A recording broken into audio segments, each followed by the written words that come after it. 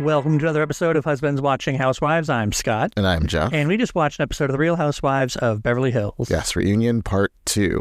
Of season... 14. 14? Only 14? Well, you know, only 14. It's just weird. I don't know. It's Atlanta has 16. I always expect Beverly Hills to be older than Atlanta, but it's not. No, Atlanta came out. Yeah. Apparently 2 years before. Something like that. Something like that. But yeah, it's a good episode. It really was. I was expecting like a valley because... Last week was so... Yeah, and then next week is going to be so... But yeah, I was like, woo! Woo. Yeah. Who really was loving it was Andy. Like, his reactions were like, oh, damn. Oh, snap. Well, I mean, they spent the first half rehashing Textgate. Yeah. Texasgate? Yeah, I'm so over. I was over it. I'm still over it. And again, I just really wanted Kyle to be like, so what? I'm texting your ex-husband. Who effing cares? Like, you broke girl code. Screw your code. I love how Kyle said, and you broke girl code last year, and Dorit had no response. But you did. And that's what started it, Dorit. Like, that's sort of the breakdown of your friendship. If you would own that, instead of like focusing on like, you were trying to manipulate me. Whatever she was trying to do, you put her text out there for America and the world. And so, I feel though like they did connect it nicely with Garcelle and like, you know, what are you so upset about, Garcelle? Oh, that Kyle spoke to me off camera. Oh. They kind of linked those two together. Right. Kyle's a manipulator. She talks people off camera to try and get them to do the things that she wants them to do. It seemed like that off-camera conversation was basically just about Morgan and saying things she couldn't talk about on camera. Right. Which, pivoting to that before we go back to Texasgate, I don't think it's unreasonable to say Morgan came on the show for Kyle last season. Yes, he did the video, like, let's give him something to talk about, the non-Bonnie Raitt version. And much less red hair than. Yes. And then she didn't like the attention. And it'd be one thing if Morgan like kept coming on the show and saying like, oh, I don't like the attention. Oh no, go away, paparazzi. But she's like, I'm not coming on the show anymore, Kyle. I did it that once. Sorry. I did it last season and now I'm not going to do it anymore. Right. And I don't want you to talk about me. So I don't think that's, you know, if one of Kyle's daughters or Faye or whoever said it, I think because there's a speculation about a relationship, that's why it's a thing. Right. But it had been like Faye saying like, Kyle, you know, I'm getting too much heat. Like, you brought me on. I don't want to come on anymore. You know, don't talk about me. It wouldn't be a thing. But except I think the issue seems to be that there most likely is a relationship. Yeah. And Kyle's just not talking about it. And I think that's what's rubbing Garcelle the wrong way. It's probably off camera. Kyle said, yeah, so here's what's going on. I doubt Kyle said, like, here's what's going on. Like, i.e., we're sleeping together. She's my girlfriend. Like, she wouldn't say that to Garcelle. Like, her inner circle would know that, but not Garcelle. Well, maybe that's what she gave a bit of a nugget to be like, again, like she was saying, I was trying to, you know, be genuine and close with you, even though I wasn't doing it on camera. That's why I said those things. And so others would take it as you're trying to manipulate her to keep her quiet. Yeah. As she allegedly did with Dorit in the text. Yeah. So interesting on that part. And then Andy really wasn't letting it go either on the Morgan. You can have your cake. You can't have your cake and eat it too. It's like, it's whatever. Like, she's not on the show. She's not a housewife. Like, as Kyle said, like, the housewife fandom is extreme, especially for Beverly Hills, especially online, and the anti-Kyle sentiment. And probably in where Kyle's related, yeah, as well. Anything Kyle related, I'm sure they just like destroyed Morgan. So you don't want that in your life, and it's not crazy. Yeah. So, but I get what you're saying too. Like, yeah. I feel like Andy had to kind of hold her feet. If he hadn't, it'd be like people always say that he like favors Kyle and she gets away with everything, and she's like basically a producer. So if he hadn't like said that, and I'm sure he genuinely thought that, but he really had to say it, right? Or else he'd be accused of being biased. And he was kind of interrupting her, like not letting her speak. Oh, and, like, yeah. He was visibly irritated by it. She was. Between him and Dorit, she was like, can you shut up, both of you? Yeah. I have a point to make. Yeah, I mean, it's one that, like, just hearing it all over again and over again, we've talked about it so much. She's talked about as much as she's going to talk about right now. Like, every time they said Morgan, even me saying it right now, I'm just like, it makes me cringe because, like, there's just one more time we're saying and talking about someone who doesn't want to be talked about. Right. But hopefully, you know, this can be the end of that. But till next season. Till next season? Yeah, that's it. No. So, not yet. Okay. Another part. Sorry, a whole other part. Yeah. And then Texas Gate, like, just to put it to bed, who gives a damn? I don't care about your code. I don't care about your whatever. It's a dumb argument. But I think by the end of it, Kyle's like, look, I'm going to apologize. I'd feel bad if you're upset, or that you're upset. There's no if about it because girlfriend was upset. Yeah. So, I just want to move forward with you. I shouldn't have done that. Like, I can see where it came off looking weird. I did like the fact that everyone like agreed there was nothing nefarious going on. Like, she wasn't trying to hook up with PK. If there's nothing nefarious, or that they all agree that like there was no ill intentions behind it, then why the hell are they so hung up on it? Like, I think because they want to be crap on Kyle, Yeah, I think it's like, Dorit was saying, like, you want PK on your side, and, it's like basically inferring that, like, that she is talking crap about her and gossiping about with PK. Like, PK is not one of her girlfriends. Like, it's not like freaking, again, Faye. Right. Or Teddy. Like, it's not. Well, we all know Faye is morally corrupt. So, gossip with her is a lot easier than PK. Yes. I was getting the impression, based on a lot of the expressions Dorit was making and a lot of the cuts to her face, that PK has shared with her more details and like more specifics, either in the past or with this current set of like, these are the things Kyle and I have talked about, because Dorit seemed to be baiting her, like, oh, what do you talk about? Oh, and then she was like, as if she knew already. And Kyle kept saying it, but it wasn't like that. And Dorit was just wanting her to like say something very specific so that unless she said that, Dorit could be like, you're lying. But if she had said it, then she'd be like, okay, there it is. There's the truth, that sort of thing. Well, and also Erica was just like, dude, stop talking. Because Kyle, I don't think this makes her guilty, but like she will give an example that no one asked for, i.e., well, that time at the agency party, and he asked me, like, why we weren't talking, and it's like, and I told him, and Erica was like, girl, don't be telling now. Yeah. Like, she... But I mean, like, I think that's completely reasonable to say, yes. I wasn't talking about the two of them. I wasn't sharing any of Dorit's issues with the marriage or their relationship. I was explaining to him why his separated wife and I don't speak. It has nothing to do with Dorit's marriage. It had everything to do with Kyle's relationship with Dorit, of which Kyle is a participant in. Yes. It's not talking behind anyone's back. It's explaining and sharing her experience with someone else. Also, again, the timeline is very muddled about like when they were talking, when they weren't talking, when she texted PK. It's like, not that I care or want like a timeline given to me, but it's like, I don't know where this falls. Yeah. So, I don't know. I still land on the point that they're all grown-ups. This is the real world. It's okay to talk to someone's ex. It's a juvenile, Kyle. It's just so dumb. It's a dumb argument. It's so dumb to like revert to like high school argument, drama politics, and just be all like, you can't talk to him. He's my ex. It's just so dumb. It's like she's not trying to screw him. She's not like going back and like relaying gossip like, oh, you know what Dorit said about you? You're a bad father. It's just right. It's not what it is. It's not nefarious. And they just acted, she and Bose and like, Garcelle and Sutton to a certain extent, like it was just so horrible. And how dare she? And I'm like, I don't give a... If I was Kyle, I'd be like, I don't give a crap what you think about it. Yeah. Whatever. When Andy brought up Bose's calling Kyle a liar, that didn't really go anywhere and didn't really seem to resolve to anything. And sometimes, like, I like Bose, but, like, I don't need you to teach me every time. Omission equals lie. Thank you. Where's the PowerPoint? Like, I don't need that. Like, I get what omission means. Like, thank you, ma'am. So it's just like, stop the teaching moment. Yeah. Like, it's just a lot. That makes sense. Yeah. Because, I mean, it made it seem like it was going to be like this big drama, and it was just like, she said it, and it just landed, I think I was also like, I don't care as much because it's coming from you, honestly. And so I'm like, whatever. No one ever called me a liar, although they totally have. But, Mm-hmm. Yeah. So irritating. And only really like Erica like would stick up for her, This would have been Sutton's chance. It took her a minute. It did. She had to think about it. She's like, well.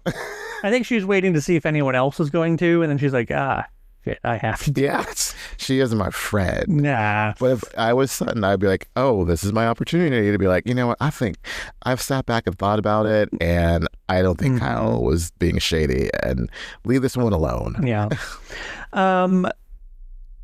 Garcelle does she spend the entire reunion just looking like this? Like someone stole her lunch money? Pretty much. Okay. Pretty much. Is it just she was so over it. So over it. Yeah, and I got greater impression this episode that something along the line that Sutton did really pissed her off. Well, not sticking up for her. I think coming off of lunch, she was like, I didn't expect that for them to like all come at me. I'm going to sit here in my corner and be quiet. And like, you know, even she wouldn't like really fight back in regards to the whole like Kyle talking to her off camera thing. She was like, okay, thank you.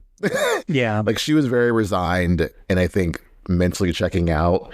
And then we see her next week actually checking out. Mm-hmm. So yeah, she was on her island. Yeah. Basically.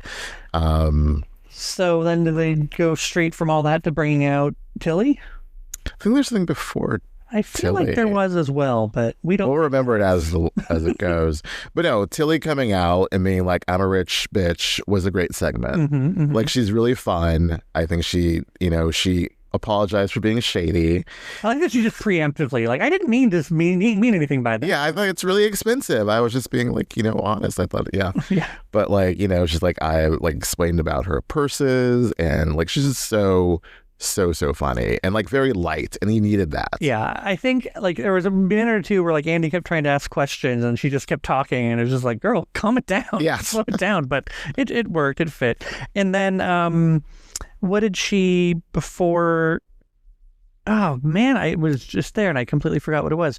It was, I liked the package that they had with all her laughs. Yeah. And they like ran all that stuff and then had everyone like doing like Garcelle did her little laugh impersonation, and no, it's such a good laugh. She's so cute. And then and then Andy had the audacity to ask if the Simpsons money was 7 figures. And she's like, I cannot tell you that.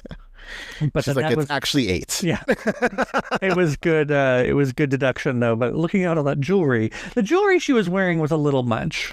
It looked also like, is it costume? But like, it's because it's so big, but it's so big, and it was just so gold. Like it matched her dress. Yeah, like gaudy gold. Yeah, it was like it didn't look like what you would think is real gold, because it was like when someone paints something yellow and says that's gold. Yes. But I was like, wow, that was really, really bright. But it was very bright. What do I know? She had a lot of look going on, a lot of hair. Like it was very high. She's like, I see you, Kyle, and I raised you a bump it. Yep. And she had her ladies out on display. Yes. Good. A lot of little shimmy. Yeah, little shimmy. I like a good booby shimmy. It was good. I mean, if I keep eating the Melissa Gorga cake, I'm gonna have some booby. Oh my shimmy. God, that cake! It's so good. So if you haven't, get us on TikTok or Instagram. You can see our review of Melissa Gorga's The Sprinkle by MG. It's different. There's 2 different sprinkles. So isn't it like it's Let's Sprinkle by MG and then Sprinkle by MG? Yeah, there's 2 different. Maybe she changed it or she has another thing, because the cookies were Sprinkled by MG and then the cake is Let's Sprinkle by MG. Or maybe that's just the handle for the Instagram. I don't know what it is either. But anyway, either way, we're sprinkling. It's a great cake. Now they have no reason to go watch our review. Okay. You don't know how to tease things. I won't say anything. Well, what we're going to say, it sucks. We're not going to say. Awful. It was awful. We're not going to say that. And we're not going to say that word we're not going to say. No, we're not saying that word. No, it's not a bad word. It's overused. Overused. And ladies don't like it. But no, I think a lot of men don't like it either. It's an awkward word. It is. Do you prefer damp? Damp is a horrible connotation. That's like a basement, and not like a good flooded basement. That's just like a basement that's just like got mold, and perhaps like something died down there. So I need to let you know, every time I walk through since we've moved into this house, yes, I've been absolutely paranoid that there's some leak somewhere in the house. Yeah. And I don't know if this is every homeowner or just me, but I'm just convinced that somewhere there's been a leak, or there's been like wet has gotten into the house and something is mildewing, and that we're going to be living here forever, and then it's just going to be black mold and I'll never know about it. And it's an irrational fear, but I walk around and I'm like, what's that? Is that? And it never is. I'm so worried about it. I mean, I don't smell it. I would like you to direct my attention to a particular area the next time you smell I this. will. But yeah, like, because I've been in like a dank basement before or whatever space, and I'm not smelling that, and I sincerely hope everything's fine. I'm sure it's fine. That's the thing is we don't have a basement, and I think our crawl space is fine. And I think again, if it was as bad as my paranoia makes it out to be, it would be noticeable. And I think it's just me going what, and being overly cautious. So which is good to be cautious, yeah. But yeah, I don't want a flooded crawl space. Flooded crawl space. I don't want a damp, wet crawl space. No, but pivoting back, great cake. Great cake. It was all the things. All the things. And actually really good coffee cake. It is. Yeah. Make sure you can have coffee. You like coffee. I do like coffee. That's all. So back to Beverly Hills. Yes. They then bring Kathy out to do her doddering old woman routine. Which Andy gives way too much validity to like that whole thing. And they're like, oh, she brought her purse. It's like, of course she did. It's her thing. Like, someone told her, like, she did it once, and like, now that's your thing. Like, remember, she had her purse on stage that one time. Always. Where was it? The Emmys? She wishes. The People's Choice Awards. Where she like took out her lipstick and like she realized, I didn't realize I was on camera. Standing by Mariska Hargitay or something. It was Mariska Hargitay, yes. So the thing is, I don't get Kathy. Like, I did laugh though about the "Are we Chinese?" part, but like for the most part, I'm just like, whatever. Yeah. The TV unpaused. The TV. I can hear it downstairs. Oh, I muted. I didn't unpause it. Yeah, you pause it. You didn't mute it. Anyway, the mics aren't picking it up. Okay, but we'll just be distracted. Is it a rerun of Will and Grace? I thought it was The Nanny. Oh, it is The Nanny. Okay, so if you hear Fran Drescher in the background, it's just The Nanny. We're either watching Logo or TCM at all times. Well, not all times. Not all times. Or the Game Show Network. Or Bravo, of course. Bravo. But yeah. But yeah, The Nanny, the Logo's on quite often unless it's Married with Children. So then can't even do it. Married with Children's good though. I liked it when I first saw it, but I have like no desire to watch that show. I don't know what it is. But like, yeah, Will and Grace, Nanny, what's the other one that it's on there a lot? Oh, Three's Company. Facts of Life. Facts of Life. The problem with Married with Children is that I don't know that it just certainly doesn't hold up. Right. Like it does in some regards, but it doesn't in others, and it's just a tough one to watch. It's not as fun too as like, Fran Drescher. I don't know why it's on Logo because it's not like that camp or that gay. It is pretty. It's very camp. I mean, it's also because it's the anti-sitcom. Like it was poking fun and trying to be satirical and it's sarcastic. I guess Peggy is pretty camp, but like compared to like and the neighbor, Marcy. Marcy's a lesbian, so Well, in real life, but not on the show. On the show, is she? At the very end. Yeah. But I and I think that's part of what it is it's the anti-sitcom and that, the gays will love it. But back to Beverly Hills. Yes. Kathy's doddering old woman routine. Yes. Just chewing on gum. I just want to chew on a little bit. What? Yeah. Yeah. No, I think I was, Then Andy was, what? No, go. Andy was then like, and you have a way of getting, information out of them. I was like, does she really? Like, she really didn't. She'll ask questions, but like kind of random ones. But is it her playing dumb that's getting people to like answer for her? Because it went directly from that, like, you get all this tea. They're like, no, she didn't really, to mentioning the whole she's Chinese thing that, made Bose laugh. Yeah. And then it went to PK looking 56 10 years ago. And Mo looking older. And I didn't get what she was saying about how Mo looked like her father. And I was like, what? I was like, their actual father? Or just like, no, like her father. Like, I think, Mo's, he has aged because that's called time. Yeah. So I don't know, like, what, but he still looks pretty good he's like late for mid-50s, whatever. But I got more so the PK thing of like, he looks better now than, now that he's lost weight and stopped drinking. Right. So I would agree. I mean, he's still not like, a fox, but... I mean, you're not going to run out and subscribe to PK's OnlyFans if he has one? PK's OnlyFans. What would that be? I don't even want to imagine what PK's OnlyFans. I mean, is Boy George there? I don't know. I mean, I maybe he is. Are they tumbling for him? I don't know. Are they just giving each other foot rubs? Ew. You took it to a bad place. So then it ends up being Jennifer Tilly unwrapping her candy. That was the best ever, of like someone being in a very quiet space, usually a movie theater, which we hate, and trying to unwrap something like slowly. I thought we'd be talking now. Shit, you're not talking. I'm halfway through. Okay, now I got my candy. I just like that even while they're having conversation, like you can still hear just the wrapping, the crinkling of the wrap. To the point where Kyle looked over like, like, what are you doing, lady? Oh, I thought it was good. Also, like, I don't know, like what she needed that. What even candy was it? Like a Tootsie Roll? What? It was something like that. She's like, I need a little boost of sugar right now. Yeah, it's like you needed it right this second. You couldn't have waited maybe 15 minutes. So they do like a glam break or something. Exactly. She needed that sugar now. She's like, oh well, I'm getting comfortable because they're gonna lay in on Sutton now.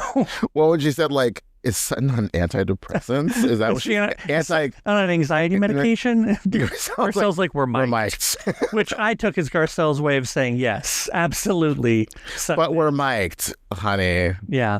It never really occurred to me. That's always the narrative on Salt Lake, that they're on, ketamine, or that they're like massive amounts of Xanax sort of thing, By they, you just mean Meredith. Well, no, because I think they said that Heather participates in the ketamine. Like there was reference that it's multiple people. Explain ketamine to me. Ketamine's an animal tranquilizer, and it's used popular in party like club environments. K-hole. Well, that's if you take too much. Why would you want to take a tranquilizer when you're at the club? Because I've never taken it like in quantities enough to really notice. Yeah. But if you take it, it just kind of makes things feel, it's supposed to make things, don't do this at home, kids, feel more ethereal. Like you just feel calmer, and like there's some visual aspects to it. And like you just kind of feel a little more peaceful with things. Like you just know less anxiety. But again, I never saw the allure of it because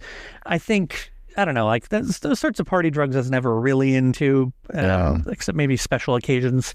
But I never got the allure of that one. But I had friends who did. But yeah. Anyway, it didn't occur to me that like on other franchises that maybe that's explains or could explain some of the changes in behavior. And I'm just saying, as much as like maybe, before the show reunion, it is feasible. Perhaps Sutton did be like, I need a Xanax before going into this, or I need some lorazepam. She took some of Parker Posey's lorazepam, and that's why she maybe was a little bit more calm. And that, she was quite calm. And she barely said anything. That's the other thing that I think Dorit said at one point was like, you haven't said anything this entire time. Oh, you're right. And that was enough for Tilly to notice that like Sutton's just sitting there doing nothing. I think Avi might have slipped or something. You're right. It's Avi. Blame Avi. Blame the house manager. That's what Sutton does. You're right. I forgot. I didn't really notice until you just said that about the calmness about her. Just very until the very end. Well, and then so when I started getting into the whole Dorit of it all, and that was something Andy brought up, right? Or did it just go there? It was Sutton's segment, and mainly a lot of it was like bashing Dorit, so like that's why he went there. Oh, right, because it went up to the whole sisterhood and everything. Oh, the goddamn ribbon. Yeah. And the sky. And then everyone started they started mentioning how she comes for people when they're down, and I really liked Bose going after her. Oh, and the whole like you just don't take accountability. Yes. Yeah. If Sutton, and that's been my complaint the entire season, is if Sutton, she wants to be the victim in all this, but she doesn't own up to the fact that she played a part. Yes. In it. And I think Bose hit the nail right on the head. But that's when I feel through that segment, I really think that Dorit started baiting Sutton.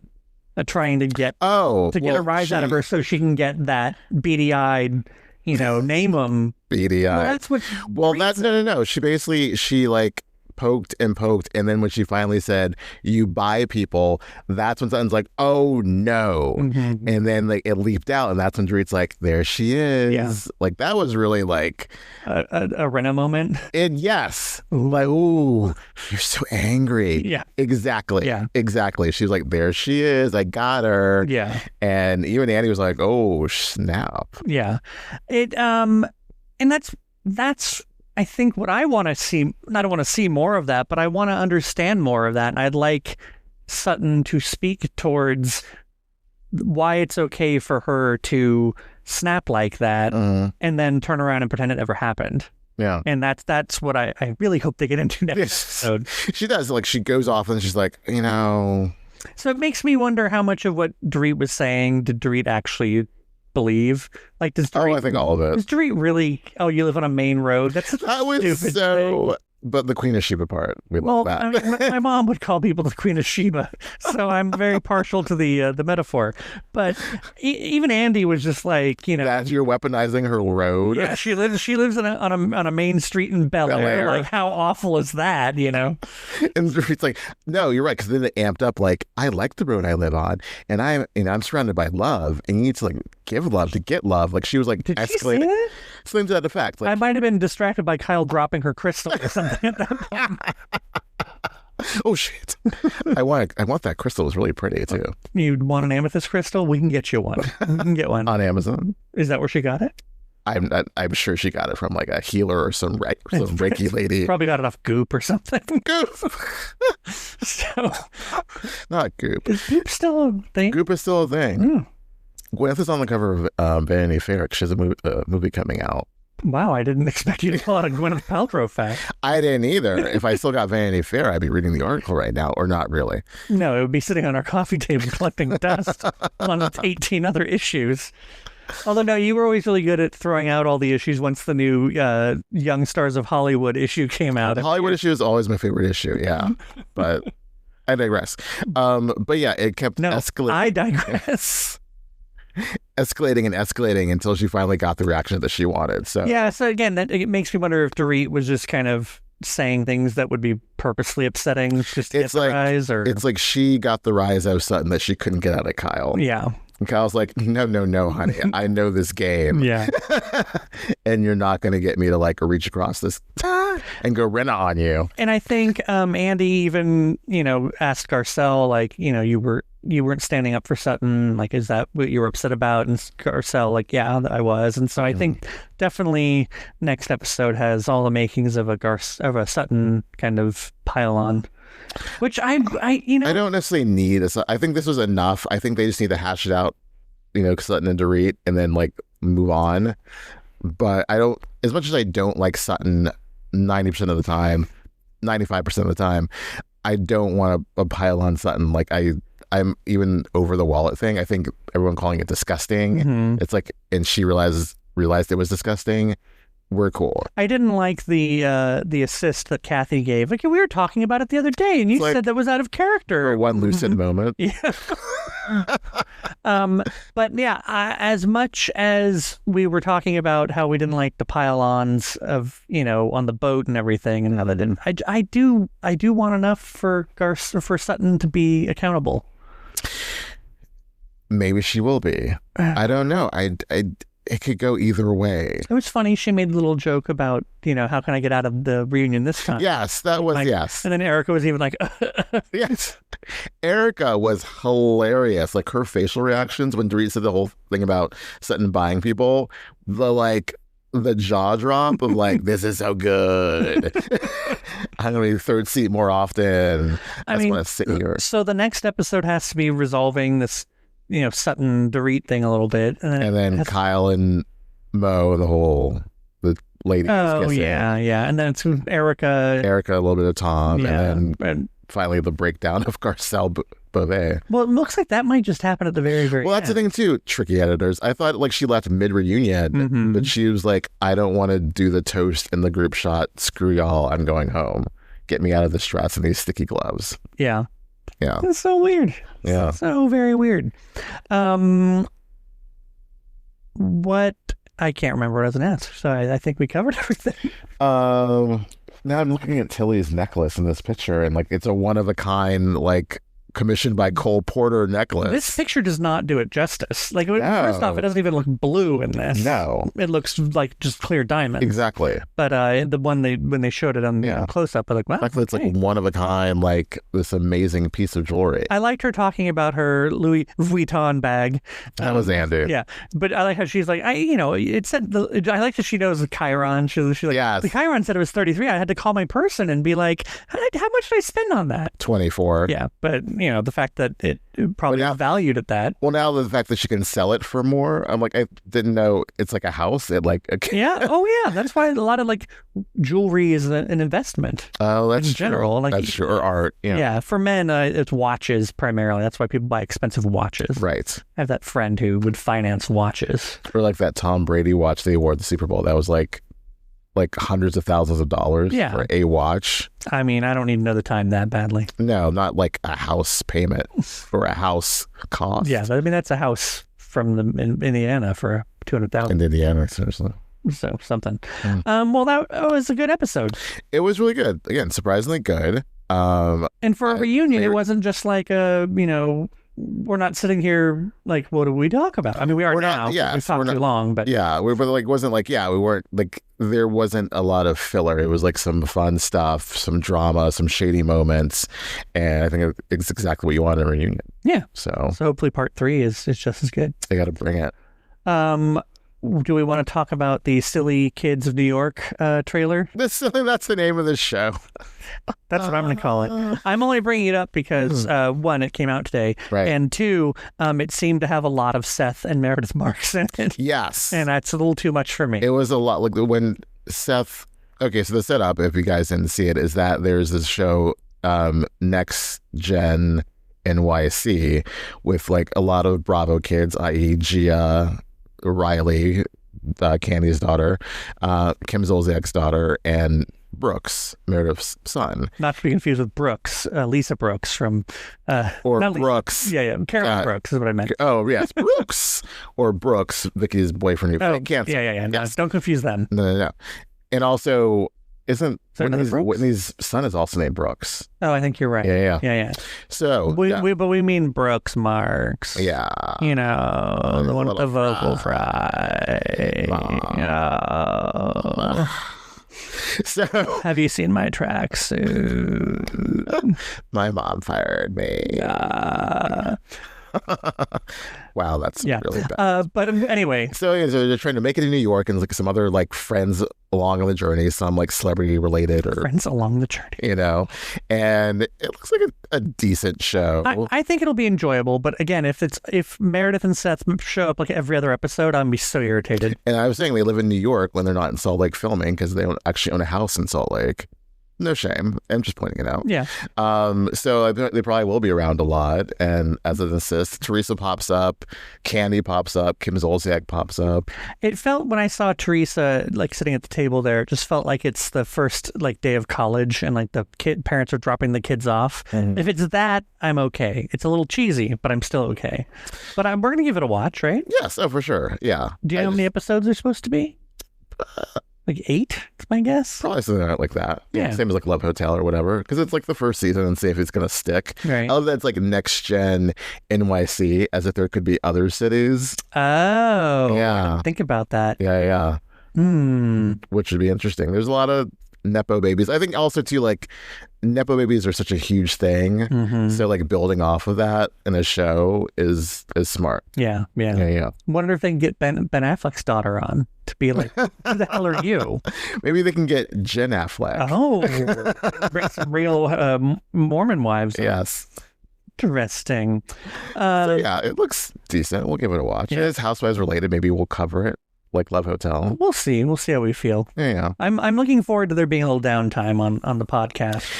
Yes, because we're wrapping up Beverly Hills, but like I think we definitely, I feel like we talked about this like so many times. No, we talk about it often. But we should. I want to cover Love Hotel. Yeah, it is Housewives related. Right. It's for Housewives. And unless it just, I mean, we can always start and then not continue if it turns out to be Crappy Lake. So yeah, crappy lake. All right. Well, thanks everyone for joining us. This was a fun doing and talking about it, and we'll do more of this next time. Till next time.